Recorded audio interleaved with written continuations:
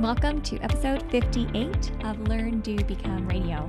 I'm April Perry, and here at Learn, Do, Become, we help people who are drowning in details of life to be able to create simple systems so they can do what matters most, both personally and professionally. We talk about architecting lives of excellence. We talk about getting organized, and one of our main things that we do here is help our community members to build command centrals.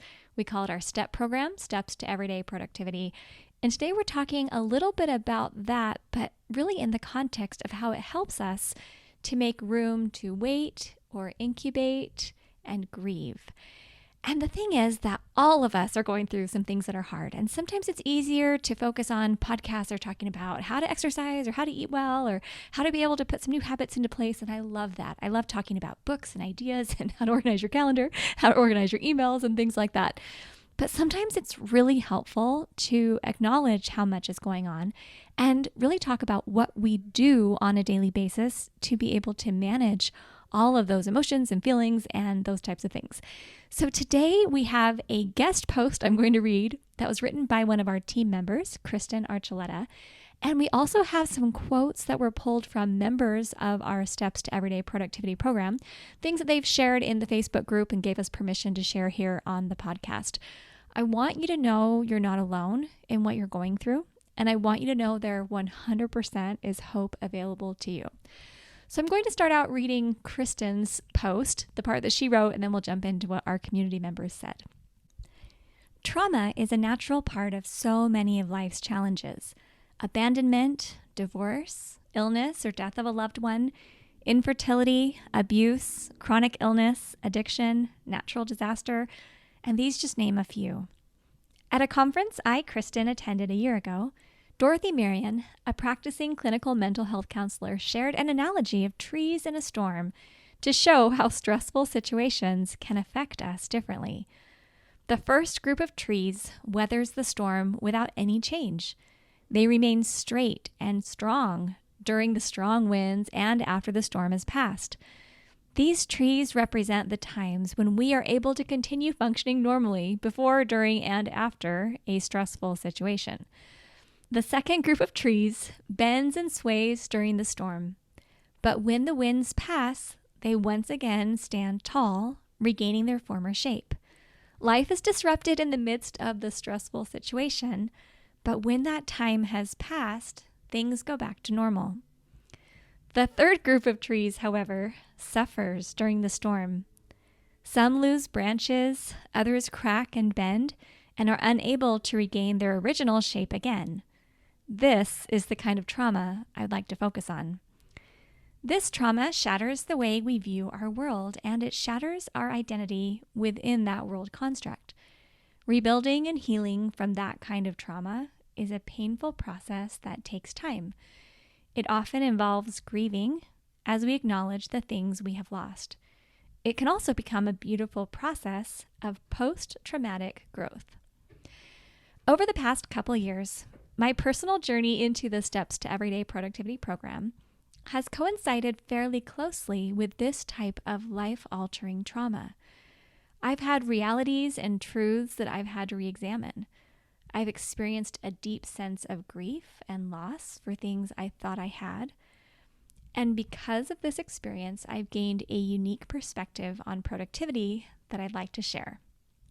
And this is a quote by Dorothy Marion. We need to take time to grieve when we've been hurt. That's just what human beings do. We need to facilitate time and space to do that. You can't shortchange grief. It doesn't go away. People can ignore it and they can get really busy and they can do all sorts of things, but grief just keeps showing up. And so if you can face it and go through that really painful experience, you will be farther along in the road. How do we intentionally make time and space in our ever-moving lives for grief?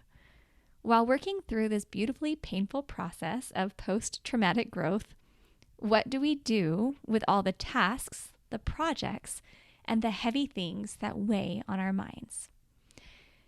Focus on essentials. This is the first segment of the post. Sometimes what you don't do is just as important as what you do. That's a quote by Greg McKeown, who wrote the book Essentialism.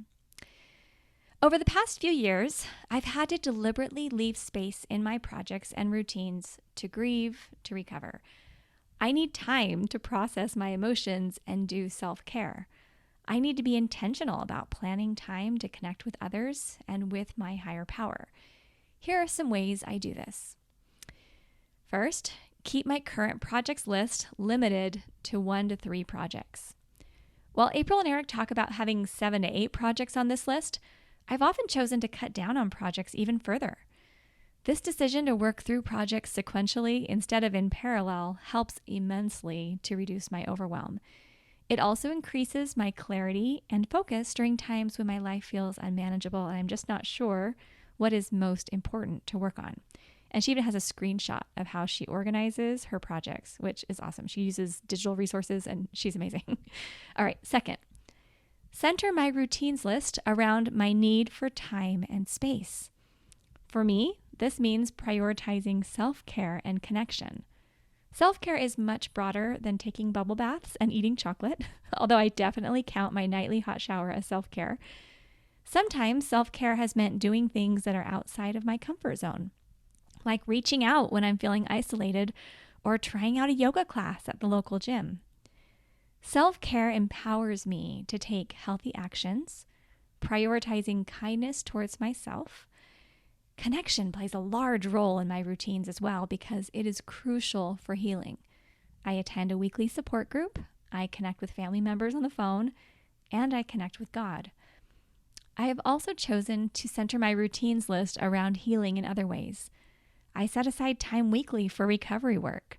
I plan extra time around sleep because I know that in the midst of heavy emotions, I don't sleep well.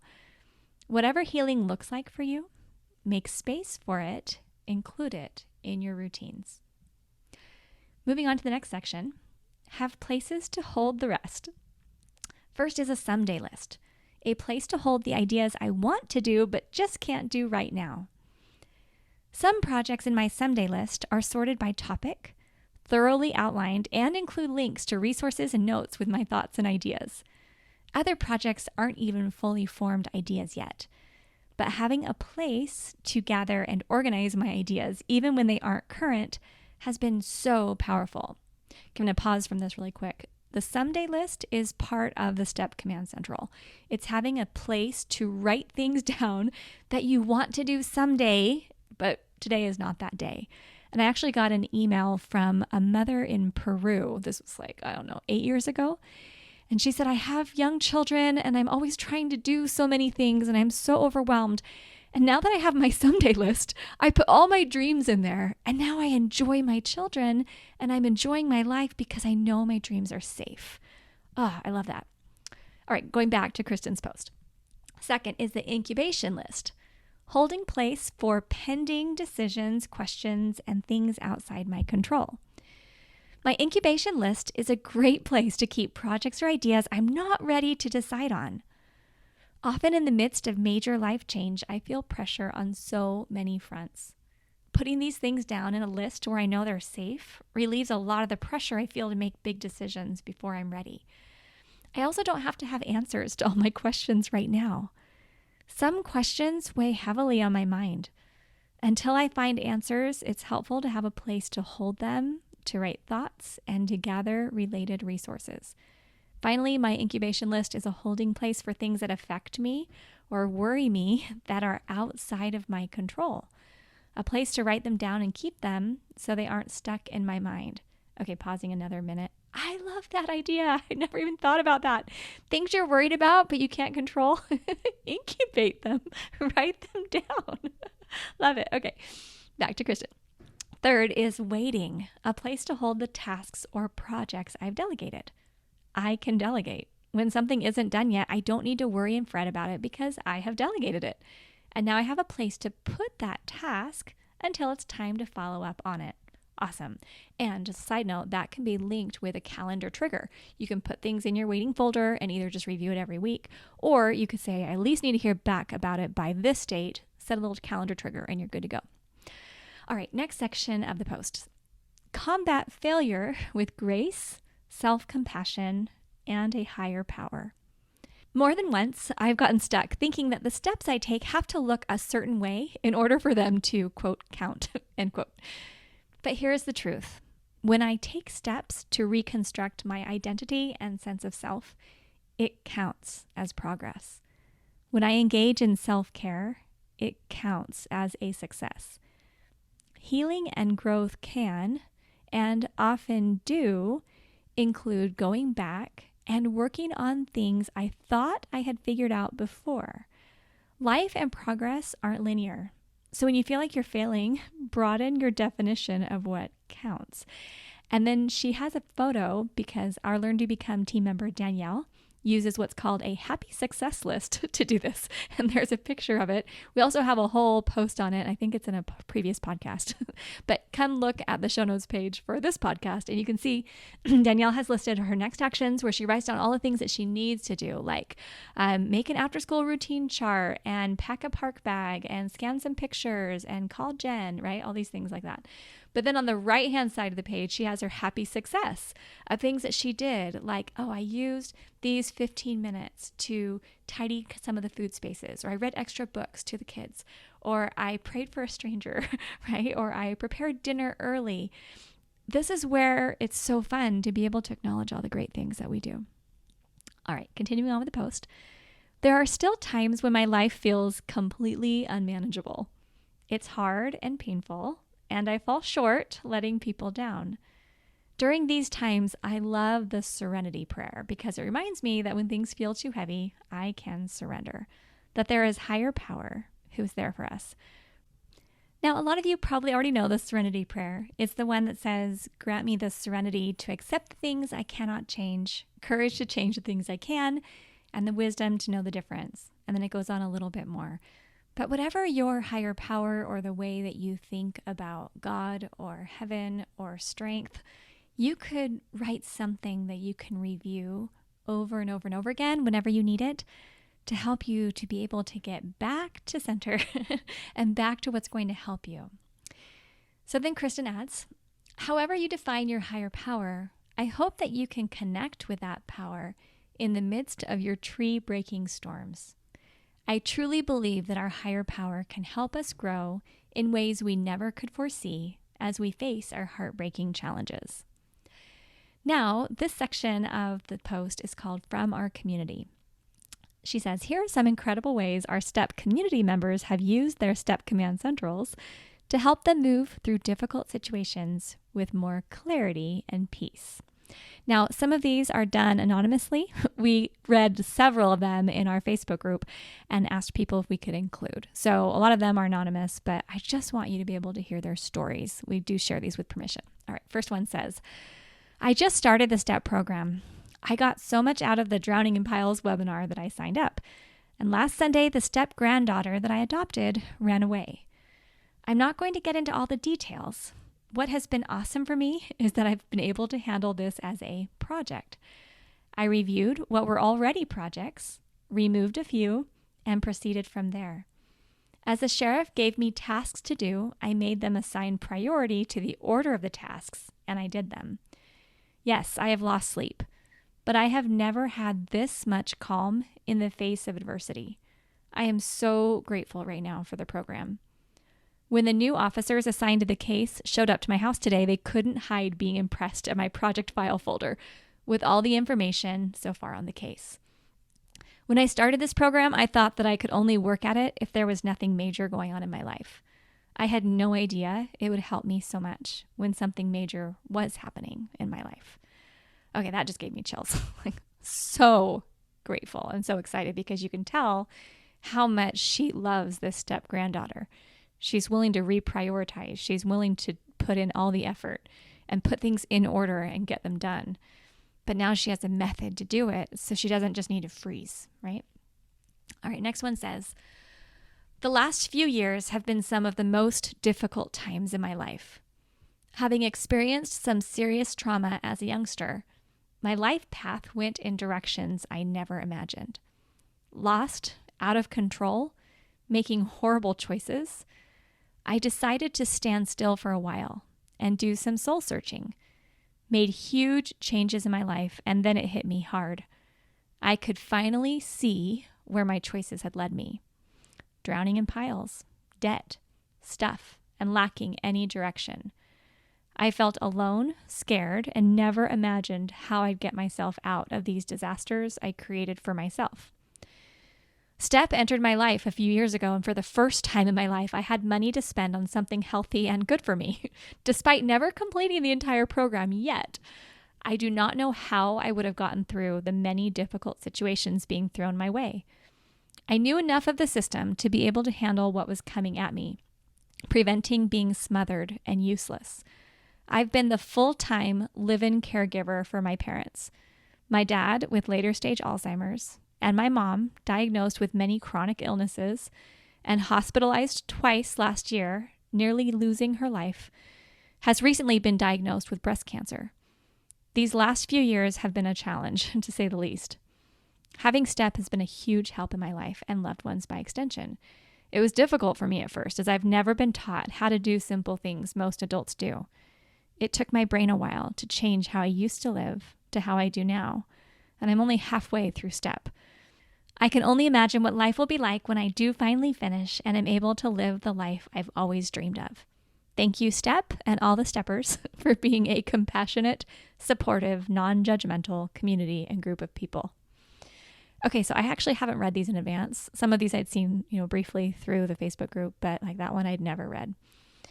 And my heart just feels full, if I can just tell you guys, because there's been a lot that's gone into creating this program and creating this community and building our team and all of this. And to see the beauty of what the community is doing, like, I feel really humbled because it's not me and it's not my power. Like, there's something bigger working here. And I just want you to know, I know it's not me. Okay. All right, here's another one. I feel like I'm opening Christmas presents. All right, it says, I started STEP a few years after a traumatic family life event. My son was wrongly placed in foster care after months of us working with providers and knowledgeable friends to help him nurse and gain weight appropriately after birth. I was already familiar with David Allen's GTD principles, but struggling to make them a daily habit. My house and office were still under many piles and only making progress when I felt I had energy to give. I've been to a few counselors since gaining custody back of our son, which took 3 months of foster placement and another 3 to be official. As with many official situations, there was a lot of paperwork to add onto my piles of info from life beforehand. I grew even more numb to the piles to focus on healing. I had been praying more and going to church regularly and asking God for all sorts of things pertaining to his plan for my life. I feel like he dropped the STEP free introductory course right into my newsfeed. How to finally stop drowning in piles. I made time to watch the hour-long class and felt God calling me to sign up for the full program. Since starting STEP, my family, friends, and people I collaborate with on advocating issues have noticed that I am much more organized and reliable. It's only been 6 months, and I am no longer worried about implementing an organizational system into my life. The basics are set up and functioning. April has explained my beloved GTD system in a way that helps this busy person with just a few resources make it happen. We are all still healing. The difference is that now we have a plan for that and all the rest that life is throwing at us. Thank you for your caring vision at Learn, Do, Become. Oh my gosh. I mean, these stories, these are heroes right here. And the thing is, when you're scrolling through social media, looking on Instagram, looking on the internet, these aren't the kinds of stories that you typically hear. You don't actually know what's going on behind the scenes. And I hope that as you're listening to these stories, that you're recognizing that the hard things that you're going through, while they're unique to you and they're definitely challenging, you are not alone. In fact, you are in really good company. I think the people in our community, the ones that you've already heard from in this post, and the ones that I get to interact with on a daily basis, I believe are some of the best people that I've ever met in my life. And I feel so privileged and so grateful to get to be part of this. All right, here's another one. My daughter was born October 2012. I had been working at the hospital for 11 years and became a stay-at-home mom.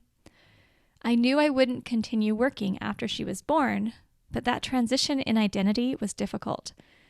I was soon diagnosed with postpartum anxiety and OCD. I was consistently worried, experienced intrusive thoughts, and had panic attacks when preparing to leave the house. I also had severe back pain that at times prevented me from picking up and caring for my baby. Then the unexplained joint/muscle pain and weight gain started. In July 2016, I learned I was pregnant. I was overjoyed. I was also very sick, sleeping up to 18 hours a day.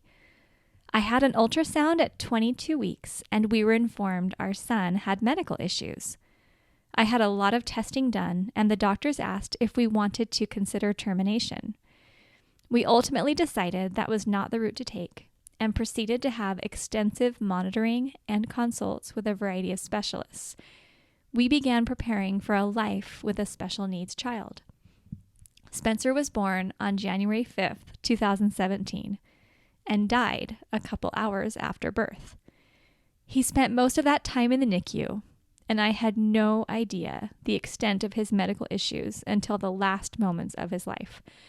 I was beyond devastated and so angry. 2017 was a miserable year.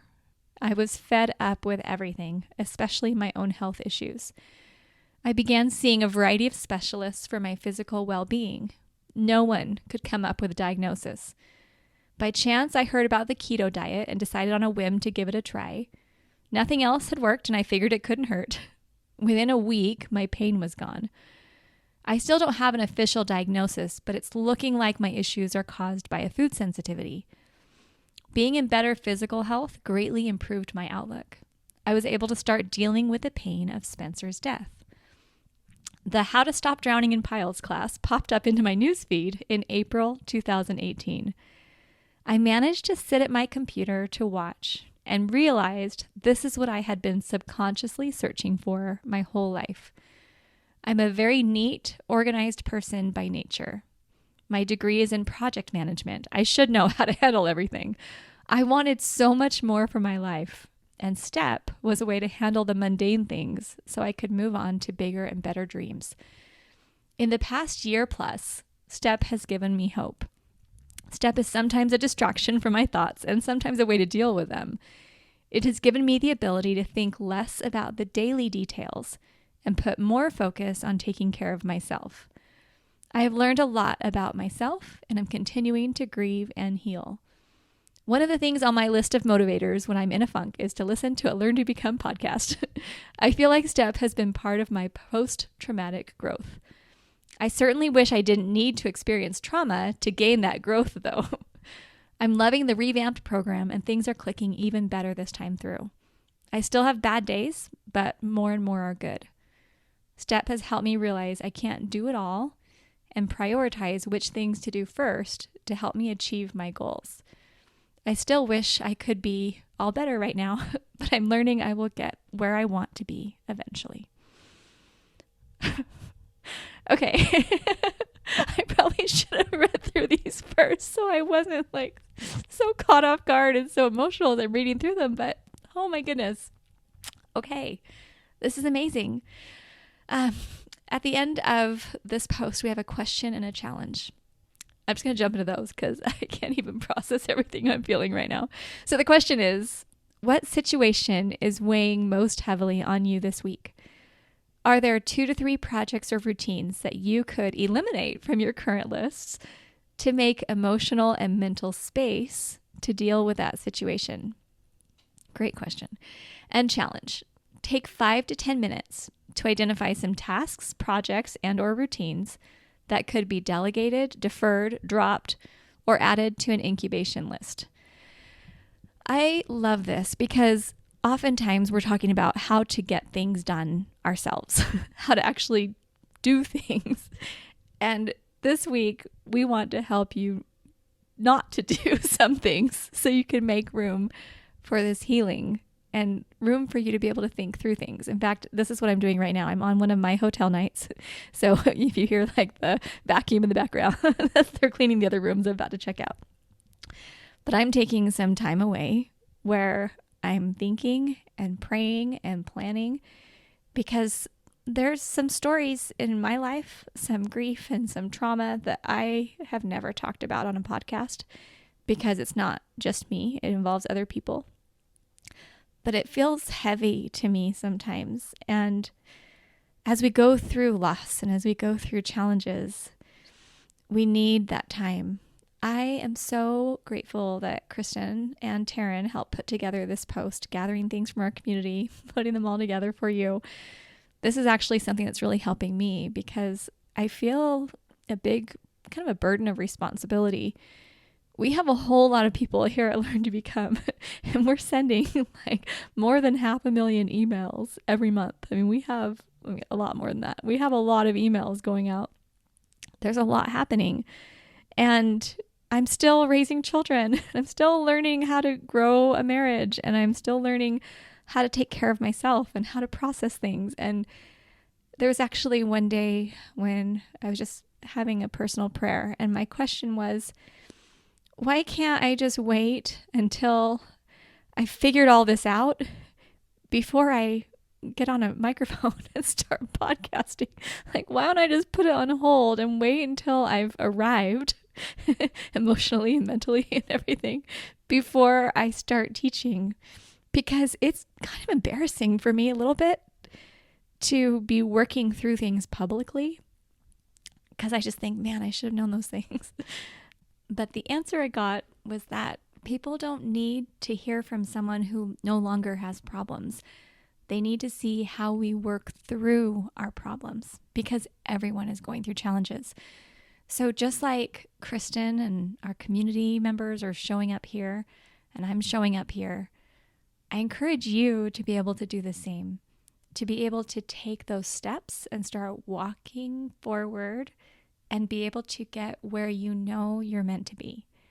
There is so much goodness available and there's so much power available. And I'm so thankful you're here. If you're wondering what this class is everyone's talking about, come to learndobecome.com/step and you can sign up. And if you want just to go to the show notes page and read through what I've just shared with you, you can go to learndobecome.com/episode 58. Have an amazing day. Thanks so much for being with us at learndobecome.com.